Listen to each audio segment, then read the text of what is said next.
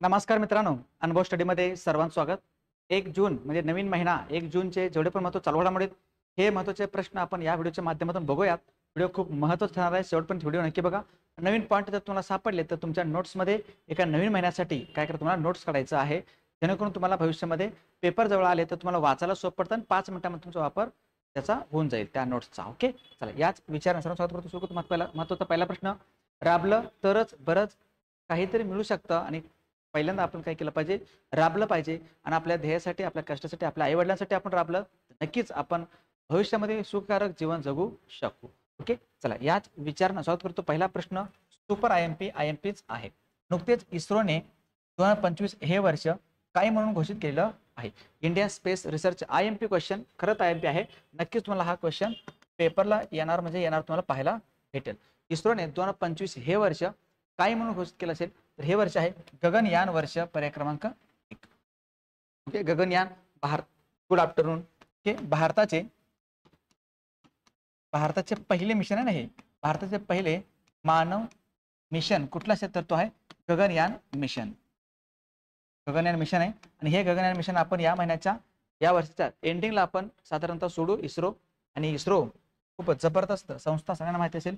Indian space research organisation स्थापना झाली होती 15 ऑगस्टला. 15 ऑगस्ट 1969 ची स्थापना इस्रोचं.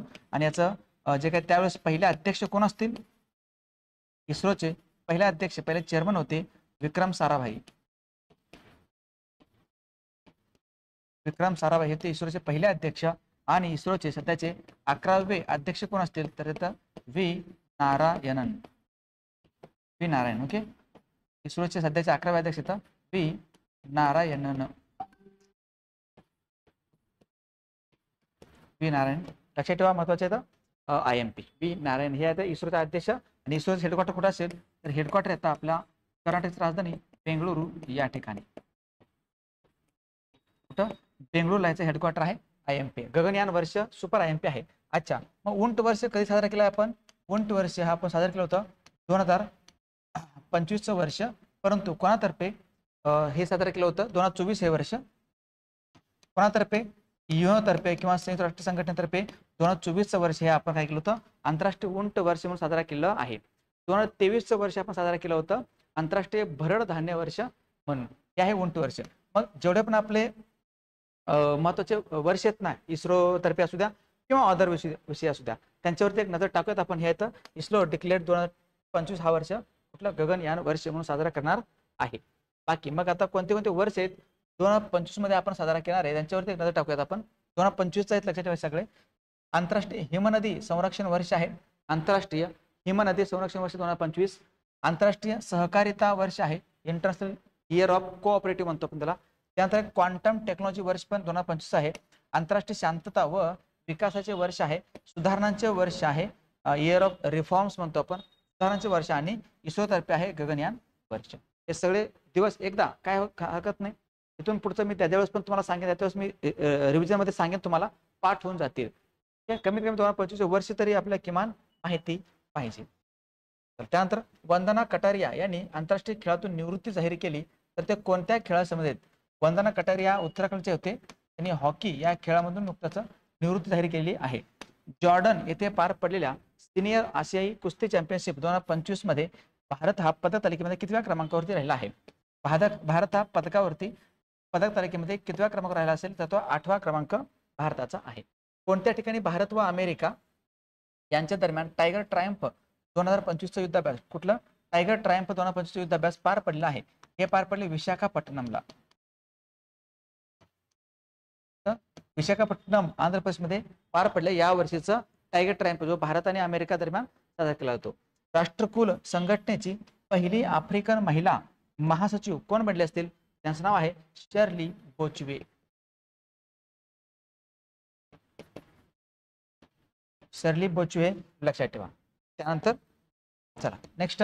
नुकतेच आलेले एक पुस्तक आहे रेडी, रिलेव्हंट अँड रिसर्जंट. ओके, हे पुस्तक कोणाचं आहे? पुस्तकाचं नाव काय असेल?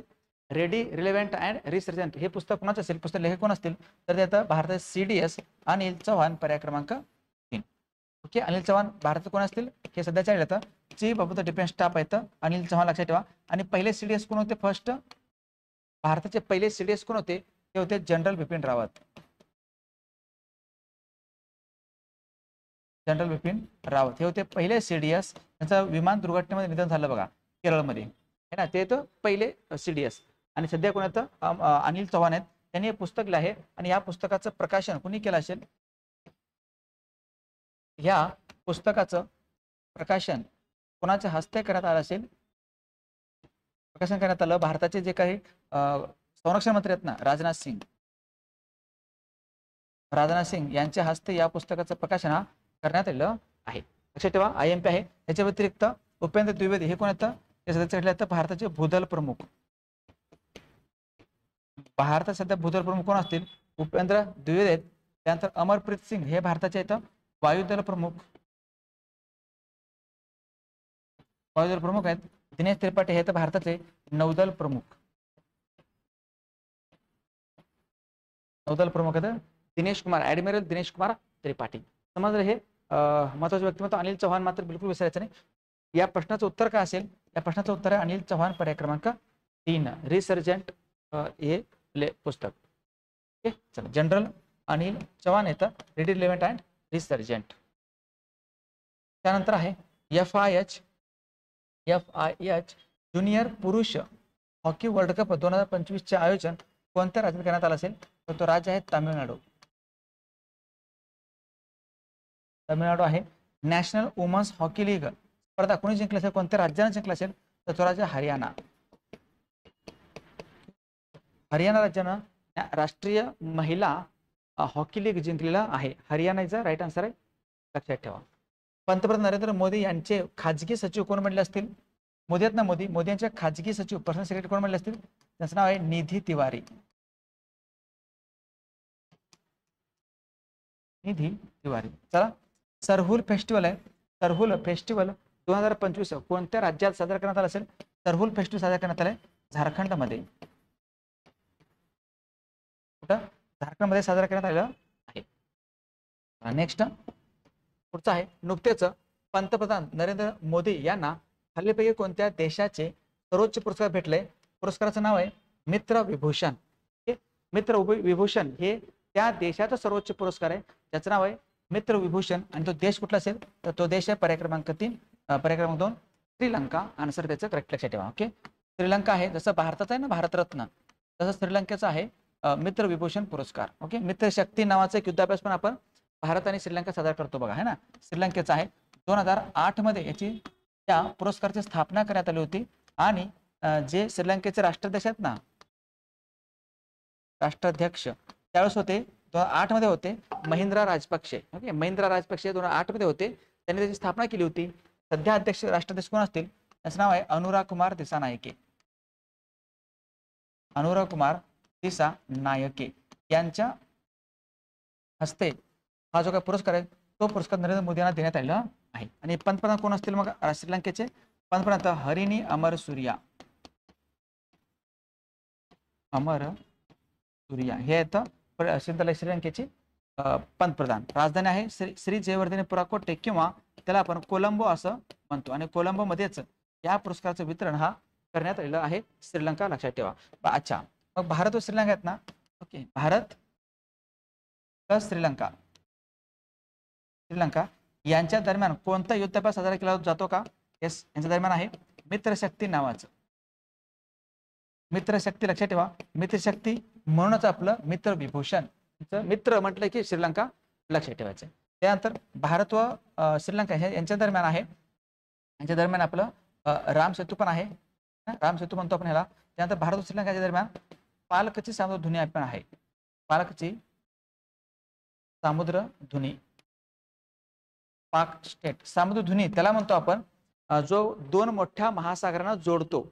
ओके, हिंदी महासागर आणि बंगालचा उपसागर यांना जोडणारा दुवा कोण असेल? सामुद्रधुनी आहे, तो पालकची सामुद्रधुनी, लक्षात ठेवायचं आहे. मित्र विभूषण पुरस्कार भेटले नरेंद्र मोदी यांना. भरपूर पुरस्कार काही दिवसापूर्वी भरपूर भेटले, एकदा तुम्हाला सांगतो मी. आणि नेदरलँडची राजधानी काय असेल?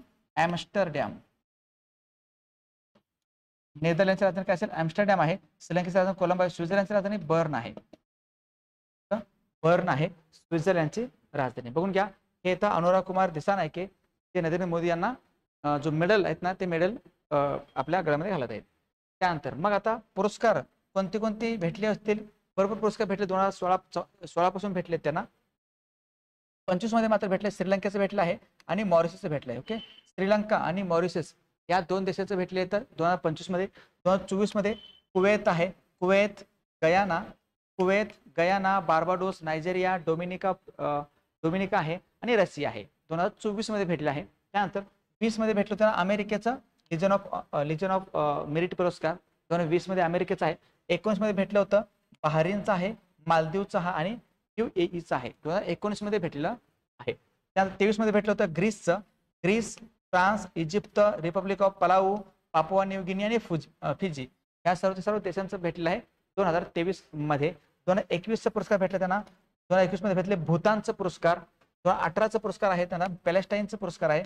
आणि 16 मध्ये भेटलं होतं अफगाणिस्तानचं आणि सौदी अरेबियाचा ऑर्डर ऑफ किंग अब्दुल्लाजीचा नावाचा. भरपूर पुरस्कार दिला तुम्ही. याचं ज्यावेळेस मी PDF देईन ना, त्या PDF मध्ये बघा, चेक करा हे कोणत्या कोणत्या देशांचं भेटलं आहे. ओके, PDF साठी मी तुम्हाला हे क्लिअर करून देतो. मला PDF मध्ये व्यवस्थित येऊन जाईल. कळलं? चला नेक्स्ट. युनेस्कोच्या memory of the world register मध्ये समावेश होणारं भारतीय ग्रंथ कुठला असेल? युनेस्कोच्या मेमरी ऑफ वर्ल्ड रजिस्टर मध्ये समावेश झालाय भगवद्गीता. कुठला असेल? भगवद्गीता आहे. अजून एक आहे नाट्यशास्त्र नावाचं. नाट्यमुनी यांचं आहे, भरत मुनी यांचं आहे नाट्यशास्त्र. ओके, भरत मुनी यांचं पुस्तक नाट्यशास्त्र आणि भगवद्गीता दोन्हीचा पण समावेश करण्यात आलाय. 23व्या कायदा आयोगाचे अध्यक्ष कोण असतील? तर दिनेश माहेश्वरी.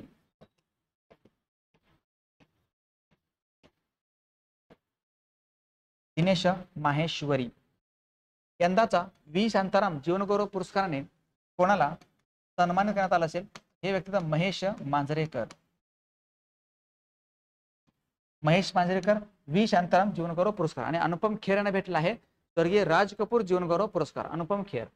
नुकत्याच पार पडलेल्या आशियाई अंडर 18 ॲथलेटिक्स चॅम्पियनशिप मध्ये कोणी भालाफेक मध्ये सुवर्ण पदक पटकावलेलं आहे?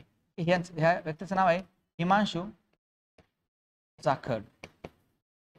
हिमांशु जाखड. नेक्स्ट पुढचा प्रश्न. नुकत्याच खालीपैकी कोणत्या राज्यातील औरंगजेबपूर या शहराचे नाव बदलून काय केलंय? शिवाजीनगर असं करण्यात आलेलं आहे. असं कोणतं राज्य आहे?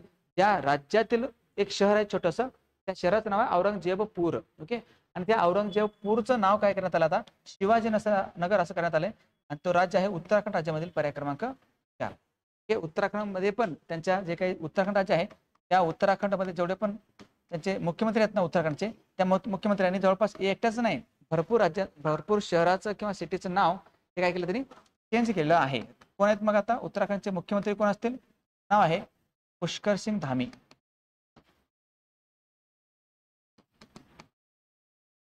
पुष्कर सिंग धामी लक्षात ठेवा. पुष्कर सिंग धामी आहेत मुख्यमंत्री. आणि गव्हर्नर किंवा राज्यपाल आहेत गुरमीत सिंग. उत्तराचे राज्यपाल आहेत गुरमीत सिंग. राजधानी काय असेल? राजधानी 2 आहेत. एक आहे डेहराडून आणि गैरसेन लक्षात ठेवा. ओके, उन्हाळी राजधानी आहे गैरसेन आणि नॉर्मल राजधानी आहे डेहराडून, जी उत्तराखंडची राजधानी आहे. आणि उत्तराखंडमध्ये हे जे काही नाव आहे औरंगजेबपूर बदलून आपण काय केलंय? शिवाजीनगर असं केलेलं आहे. आणि महाराष्ट्रामध्ये औरंगाबादचं नाव काय केलं आपण? महाराष्ट्रामध्ये जे औरंगाबाद शहर आहे या औरंगाबादचं नाव काय केलं आपण? चेंज करून छत्रपती संभाजीनगर केलं आहे. संभाजीनगर केलं होतं आपण, लक्षात ठेवा. आणि अजून एक शहर होतं उस्मानाबाद. या उस्मानाबादचं नाव चेंज करून काय केलं आपण? धाराशिव असं केलं होतं. समजलं? हा भाग लक्षात ठेवा. उत्तराखंड IMP उत्तराखंड राज्यामध्ये ना उत्तराखंडमध्ये नैनिताल नावाचं थंड हवेचं ठिकाण आहे. नैनिताल प्लस मसुरी ही काय घेतं? थंड हवेचे ठिकाण येतात, लक्षात ठेवा.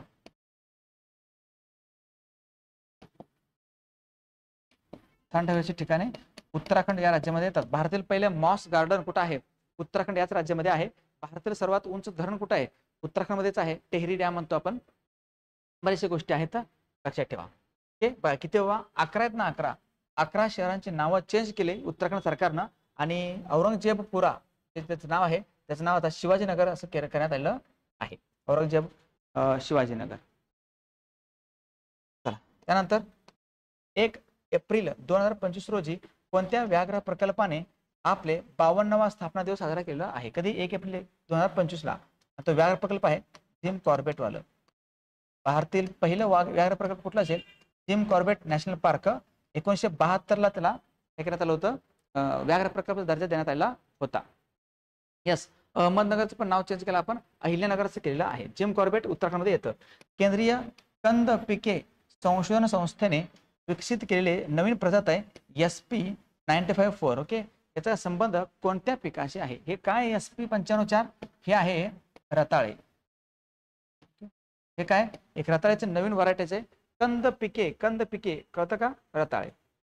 नॅशनल बिग कॅट अलायन्सचे मुख्यालय कोणत्या ठिकाणी आहे? कोणत्या देशात असणार आहे? भारतामध्ये असणार आहे. National big cat, international big cat alliance. 2025चा व्हर्च्युअल दलित साहित्य पुरस्काराने कोणाला सन्मान करण्यात आला किंवा कोणाला देण्यात आलेला आहे? व्हर्च्युअल दलित साहित्य पुरस्कार भेटलाय पी शिवकामी यांना. पी शिवकामी यांना भेटला आहे. कुठलं? व्हर्च्युअल दलित साहित्य अवॉर्ड. या पुढचा प्रश्न.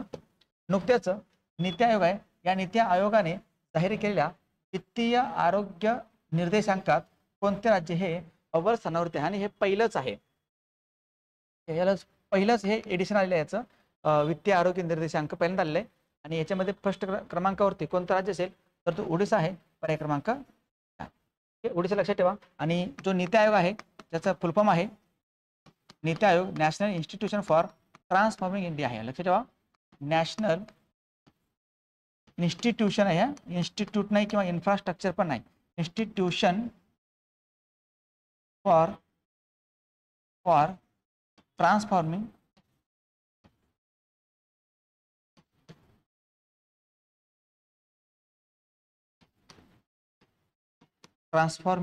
इंडिया. हे आहे नीती आयोग. नीती आयोग आलं होतं 1 जानेवारीला. 1 जानेवारी 2015 मध्ये नीती आयोग आलेला आहे. लक्षात ठेवा. त्याचे पहिले अध्यक्ष कोण होते बाबा? पहिले अध्यक्ष होते नीती आयोगाचे. सध्या पण अध्यक्ष तेच आहेत, नरेंद्र मोदी. आता पण तेच, पहिले पण तेच होते. आणि याचे पहिले CEO कोण असतील बाबा? सध्या आहेत CEO BVR सुब्रमण्यम. पूर्वी कोण होते? पहिले कोण होते? परिवर्तित सिंधुश्री खुल्लर. पहिले नीती आयोगाचे पहिले CEO होते सिंधुश्री खुल्लर आणि आता आहेत BVR सुब्रमण्यम. उपाध्यक्ष कोण असतील याचे? नीती आयोगाचे उपाध्यक्ष आहेत सुमन बेरी. सुमन बेरी हे आहेत नीती आयोगाचे उपाध्यक्ष. त्यामुळे उपाध्यक्ष, CEO, अध्यक्ष वगैरे सगळं लक्षात ठेवा. नीती आयोग आलेलं होतं आणि नीती आयोग हे आपण कोणाच्या देशाच्या धर्तीवर आणलं होतं? चीनच्या धर्तीवरती आपण हे नीती आयोग आणलेलं आहे. चीनमध्ये पण सेम नीती आयोग सारखाच एक आयोग आहे, ते त्यांचं आहे. आपण त्याच्या संकल्पना घेतल्याने आपण आणलेलं आहे. मग आहे ओडिसा. ओडिसा राजधानी काय असेल? भुवनेश्वर ही ओडिसा राजधानी येतं. ओडिसाचे मुख्यमंत्री कोण असतील? मोहन चरण मांझी हे तर ओडिसाचे मुख्यमंत्री. लक्षात ठेवा. आणि ओडिसाचे गव्हर्नर, राज्यपाल कोण असतील तर ते आता हरिबाबू कंभापती.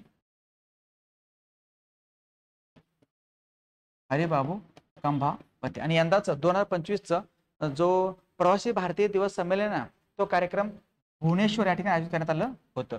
यंदाचं प्रवासी भारतीय दिवस संमेलन कुठं होतं? भुवनेश्वर या ठिकाणी करण्यात आलेलं आहे. लक्षात ठेवा. ओडिसा सुपर MP आहे. अव्वल स्थानावरती निर्देशांक वित्तीय आरोग्य निर्देशांकामध्ये कुठलं राज्य अव्वल आहे? तर ओडिसा राज्य अव्वल आहे. राजधानी भुवनेश्वर आहे. कोणार्कचं सूर्य मंदिर कुठं येतं? कोणार्कचं सूर्य मंदिर देखील याच ओडिसा राज्यामध्ये येतो.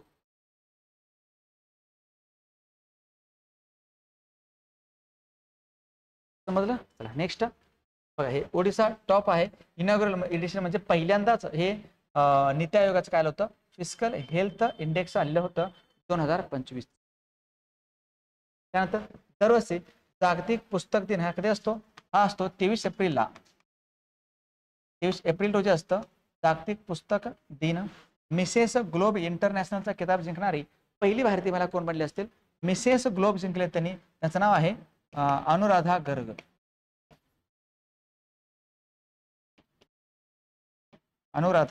गर्ग. कोणत्या ठिकाणच्या सनईला आणि तबल्याला त्या भेटलेला आहे नुकतंच? तर ते आहे वाराणसी. त्यानंतर डेझर्ट फ्लॅग 10 युद्धाभ्यासाचे आयोजन भारत आणि कोणत्या देशादरम्यान करण्यात आलेलं आहे? डेझर्ट फ्लॅग कुठला असेल? भारत व UAE, भारत व संयुक्त अरब अमिरात यांच्या दरम्यान हा युद्धाभ्यास साजरा केला जातो. पुढचा प्रश्न आहे, भारत सरकारने खालीलपैकी कोणत्या वर्षापर्यंत नक्षल मुक्त भारत बनविण्याचे लक्ष्य ठेवलं, एक ध्येय ठेवलेलं आहे? ओके, काय होईल? नक्षल जो एरिया आहे, नक्षल भाग जेवढं पण असेल भारतामध्ये, हा भाग कसा आहे, कमी कमी कमी कमी करत सध्या चाललेला आहे भारत सरकार. आणि एक दिवस असं येणार आहे की भारतामधून समूळ नष्ट होईल नक्षलवादाचा एरिया. तो ती डेट आहे 31 मार्च 2026. लक्षात ठेवा, 31 मार्च 2026 पर्यंत भारतामधून नक्षलग्रस्त जेवढा पण एरिया आहे, भाग आहे, तो नष्ट होणार आहे किंवा राहणार नाही. नक्षल जो येतो ना, हा ऍक्च्युअली मुळात नक्षलबारी नावाचं एक गाव आहे बंगालमध्ये. त्यावेळेस हे सुरू झालं होतं. सिद्धो कानोने कानू सन्याल नावाचे व्यक्ती होते, त्यांनी हे नक्षलवाद सुरू केलं होतं या नक्षलबारी गावामधून. त्यामुळे त्याला म्हणतात नक्षलवाद. हे सरकारच्या विरोधात आहे, लोकांच्या विरोधात नाही. दहशतवाद जे आहेत ना, ते सरकारच्या किंवा लोकांच्या विरोधात आहेत, परंतु नक्षलवाद हे सरकारला विरोध करणं यांचं काम आहे. नक्षलच्या छोट्या नक्षलवाद्यांच्या छोट्या गटाला काय म्हणतात? नक्षलवाद्यांचे छोटे गट जे आहेत ना, त्याला काय म्हटलं जातं? त्याला म्हणतात दलम. हा क्वेश्चन आला पेपरला, दलम असं म्हटलं जातं. लक्षात ठेवा. आणि महाराष्ट्रामध्ये पण नक्षलग्रस्त जिल्हा कुठला असेल तर तो गडचिरोली. महाराष्ट्रामध्ये गडचिरोली आहे. आणि यासाठी खात्मा करण्यासाठी महाराष्ट्रामध्ये C60 आणि आणखीन एक 2 गट आहेत आपल्याकडे, C60 पण आणि कोब्रा बटालियन पण आहे. ओके, कोब्रा बटालियन आणि C60 हे भारतामध्ये येतात नक्षलवादांचा खात्मा करण्यासाठी. 31 मार्च पर्यंत भारतामध्ये काय होईल? नष्ट होईल नक्षलचा एरिया. 31 मार्च 2026 असं कोणी म्हटलं आहे? असं म्हटलंय केंद्रीय गृहमंत्री अमित शहा यांनी. कारण गृहमंत्री, पोलिसांचं खातं त्यांच्याकडेच आहे. गृहमंत्री तर अमित शहा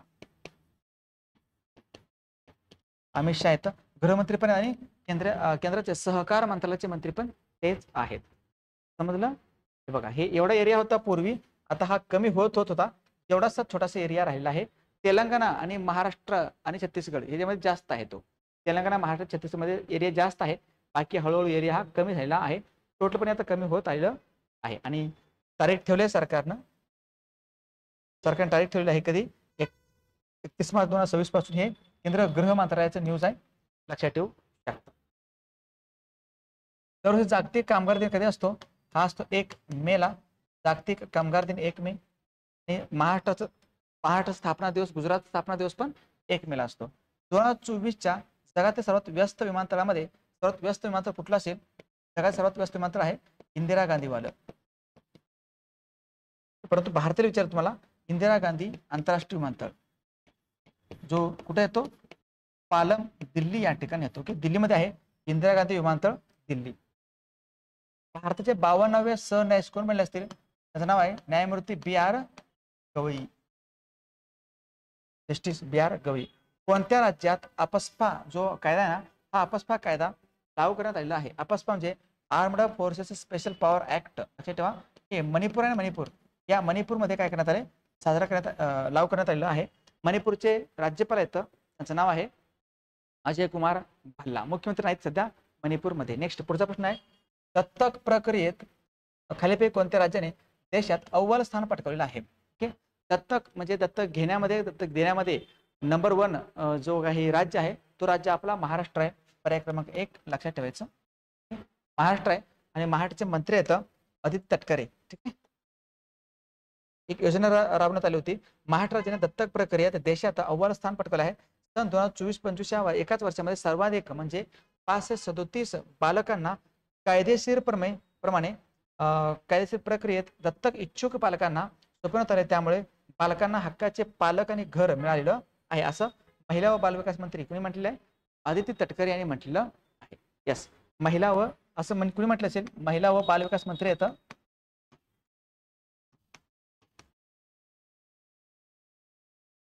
महिला व बाल विकास मंत्री महाराष्ट्राचे आहेत कोण? आदिती तटकरे. लक्षात ठेवा. ओके, आदित्य तटकरे आहेत ना, त्यांनी असं म्हटलं आहे, महिला व बाल विकास मंत्र्याचे मंत्री. किती बालकांना बाबा? 537. 2024-25 मध्ये कमीत कमी 537 जे बालके आहेत ना, या बालकांना काय केलं होतं, दत्तक दिलेलं आहे लिगली ऑथेंटिक पद्धतीने. समजलं का? हे महाराष्ट्र हा टॉप नंबरला आहे, दत्तक प्रक्रियेत देशात अव्वल राहिला आहे. मग महाराष्ट्र हा खेलो इंडिया मध्ये पण 1 नंबरला होता. खेलो इंडिया युथ गेम्स जे पार पडले होते, खेलो इंडिया युथ गेम्स 2025, याच्या पदक तालिकेमध्ये हा कशामध्ये येतो, नंबर 1 येतो महाराष्ट्र आपला. लक्षात ठेवा, महत्वाचं आहे. 58 पदक त्यांनी 58 गोल्ड मेडल जिंकलं होतं. नेक्स्ट, कोणाला आंध्र प्रदेशच्या उगादी पुरस्काराने सन्मान करण्यात आला आहे? उगादी पुरस्कार भेटला होता मायना स्वामी यांना. मायना स्वामी यांना उगादी पुरस्कार जो आंध्र प्रदेश आहे तो पुरस्कार भेटला आहे. रिझर्व्ह बँक ऑफ इंडियाचे नवीन उपगव्हर्नर, डेप्युटी गव्हर्नर कोण बनले असतील? त्यांचं नाव आहे पूनम गुप्ता. पूनम गुप्ता बनले तर, आणि डॉक्टर संजय मल्होत्रा हे बनले तर मुख्य गव्हर्नर. संजय मल्होत्रा. कोणत्या राज्यातील चपाता मिरचीला GI टॅग भेटला आहे? तर तो राज्य आहे तेलंगणा. तेलंगणाला भेटला आहे चपाता मिरची. कोणत्या ठिकाणी केंद्रीय मंत्री पियुष गोयल यांच्या हस्ते स्टार्टअप महाकुंभ, ओके, स्टार्टअप महाकुंभचे उद्घाटन करण्यात आलं होतं? हे आहे नवी दिल्ली. दिल्ली या ठिकाणी पार पडले स्टार्टअप महाकुंभ. लक्षात ठेवा. पुढचा प्रश्न आहे IMP सुपर IMP येणार पेपरला. वर्ल्ड हॅपीनेस इंडेक्स 2025 मध्ये भारताचा जगामध्ये कितवा क्रमांक लागतो? हे आहे जागतिक आनंदी निर्देशांक थोडक्यात. ओके, हे तर आनंदी निर्देशांक ज्याला आपण हॅपीनेस इंडेक्स म्हणतो आपण, या निर्देशांकामध्ये 2025 मध्ये भारत हा कितव्या क्रमांकावरती येत असेल? बघा, या निर्देशांकामध्ये पहिल्या क्रमांकावरती आहे फिनलँड. संपूर्ण जगातील सर्वात आनंदी देश कुठला असेल तर तो फिनलँड आहे. आणि ह्याच्या रँकिंगमध्ये जो भारत हा इंडिया कितवा आहे? 118व्या क्रमांकावरती आहे. पर्याय क्रमांक 4 लक्षात ठेवायचं आहे. ओके, 118व्या क्रमांकावरती कशामध्ये? हॅपीनेस इंडेक्स मध्ये 118व्या क्रमांकावरती आहे. आणि फिनलँड हा नंबर 1 वरती येतो. भारत लक्षात ठेवा. आणि मग जागतिक आनंदी दिन कधी असतो? मग जागतिक आनंदी दिन म्हणून दरवर्षी कधी साजरा केला जातो? या दिवशी असतो जागतिक चिमणी दिवस. पण कधी असतं सांगा मग आता? जागतिक चिमणी आणि जागतिक आनंदी दोन्ही पण एका दिवशी असतो. मग कधी असतो जागतिक चिमणी दिवस आणि आनंदी दिवस? कधी? 20 मार्चला असतं. IMP 20 मार्चला असतं. अच्छा, तर एक क्वेश्चन विचारतो, मला सांगा कोणतं शहर आहे त्या शहराला म्हणतो city of Joy? City of Joy, Joy म्हणजे काय? आनंदी. असा आनंदी शहर किंवा आनंदाचे शहर म्हणून भारतातील कोणत्या शहराला बघतात? तर तो शहर आहे कोलकाता. सिटी ऑफ जॉय कोलकाताला म्हणतो. 118व्या क्रमांकावरती आता भारत येतो. वर्ल्ड प्रेस फ्रीडम इंडेक्स मध्ये किती येतो? 151. बघा आपण पुढे रँकिंग त्यांचं बघा. फिनलँड हा टॉप नंबरला आहे, भारत 118व्या क्रमांकावरती आहे. मग जे वेगवेगळे निर्देशांक आहेत ना त्यांच्यावर एक नजर टाकूयात आपण. सगळं तुमचं ह्याच्या बऱ्यापैकी त्याच्यामध्ये कव्हर होऊन जाईल. वर्ल्ड प्रेस फ्रीडम इंडेक्स मध्ये 25 मध्ये 151 क्रमांकावरती भारत. जागतिक भूक निर्देशांकामध्ये 24चं रँकिंग आहे, काही 25चं आहे. लक्षात ठेवा. 105व्या क्रमांकावरती आहे. हेनले पासपोर्ट मध्ये भारत हा कितवा आहे? 85 आहे. वर्ल्ड हॅपीनेस इंडेक्स आता बघितलेला आपण 118वा आहे. हवामान बदल कामगिरी निर्देशांकामध्ये भारत हा 10व्या क्रमांकावरती येतो. ग्लोबल कॉम्पिटिटिव्हनेस इंडेक्स 24 मध्ये भारत 40व्या नंबरवरती आहे. HD index super IMP HD index मध्ये भारत हा 130व्या क्रमांकावरती आहे. भ्रष्टाचारामध्ये भारत हा कितवा आहे? 96वा आहे. नेटवर्क रेडिनेस इंडेक्स मध्ये Bharat 49. Global fire power index मध्ये 4था आहे. जागतिक शांतता निर्देशांकामध्ये भारत हा 116 आहे. 116, 118.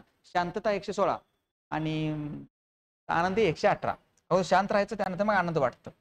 वर्ल्ड इनोव्हेशन इंडेक्स आहे 39. समजा हे सगळे ते इंडेक्स आहेत ना, हे रिसेंटली नवीन इंडेक्स आहेत.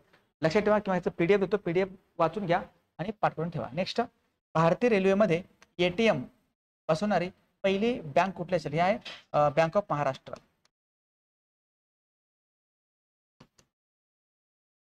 Bank of Maharashtra. दरवर्षी जागतिक ट्यूना दिवस कधी असतो? वर्ल्ड ट्यूना डे हा असतो 2 मेला. 2 मेला असतो जागतिक ट्यूना दिवस. जागतिक वृत्तपत्र स्वातंत्र्य दिन कधी असतो? हा असतो 3 मेला. वृत्तपत्र स्वातंत्र्य दिवस 3 मे. नुकतेच चर्चेत असलेले सचेत ऍप हे कोणत्या संस्थेने लॉन्च केलं? सचेत ऍप सचेत ॲप लॉन्च केलं असेल? सचेत ॲप लॉन्च केलं आहे आपलं राष्ट्रीय आपत्ती व्यवस्थापन प्राधिकरणाने. राष्ट्रीय आपत्ती व्यवस्थापन प्राधिकरण, राष्ट्रीय आपत्ती व्यवस्थापन प्राधिकरण तो आहे सचेत. आपल्याला त्याला म्हणतो पण NDMA, national disaster management authority. हे होते तुमचे महत्त्वाचे प्रश्न. कालच्या किंवा मागच्या प्रश्नावरती एक नजर टाकूयात आपण. दरवर्षी हिंदी पत्रकारिता दिन हा कधी साजरा केला जातो? हिंदी पत्रकारिता दिवस कधी असतो? 30 मेला असतो. E0FIR आहे. E0FIR उपक्रमाचे उद्घाटन कोणाच्या हस्ते करण्यात आलं असेल तर ते अमित शहा. महाराष्ट्र राज्य अतिथी नियम 2004 नुसार कोणाला कायमस्वरूपी राज्य अतिथी म्हणून घोषित करण्यात आले? ते भारताचे सरन्यायाधीश. राष्ट्रपती द्रौपदी मुर्मू यांना कोणत्या देशाद्वारे सिटी ऑफ ऑनर पुरस्कार देण्यात आलाय? तर हा देश आहे पोर्तुगाल. कोणत्या ठिकाणी माउंट किलुवा ज्वालामुखीचा उद्रेक झालाय? हवाई द्वीप आहे. 2025 या वर्षामध्ये भारतात सर्वाधिक FDI, foreign direct investment, okay, FDI कोणत्या देशातून आला असेल? हा देश आहे सिंगापूर. भारतीय गुंतवणूकदारांना आकर्षित करण्यासाठी कोणत्या देशाने 10 वर्षासाठी एक गोल्डन व्हिसा लॉन्च केला आहे? व्हिएतनाम आहे. याची राजधानी तर हनोई. आणि कोणत्या राज्याने मुख्यमंत्री सुपोषण योजना लॉन्च केला असेल? मुख्यमंत्री सुपोषण योजना लॉन्च केलाय उत्तर प्रदेश सरकारने. उत्तर प्रदेश सरकार. कळलं तुम्हाला? हे सगळे प्रश्न महत्त्वाचे आहेत. PDF देतो, PDF पर वाचून घ्या, रिव्हिजन करा वेळेवरती. PDF प्रिंट करून ठेवा वाटल्यास तुम्हाला पाहिजे असेल तर. रिडक्शन करून प्रिंट करून ठेवा. एका पेजवर तुम्ही 4 बसवा किंवा 6 बसवा, काय अडचण नाही. ठीक आहे. प्रिंट करून तुम्ही ह्याचं PDF वाचत राहिलं तर तुम्हाला पुस्तक घेण्याची आवश्यकता पडणार आहे चालू घडामोडीचं कोणते. ओके, तर थांबत आपण भेटत नेक्स्ट व्हिडिओमध्ये. तोपर्यंत पाहत राहा. थँक्यू. जय हिंद.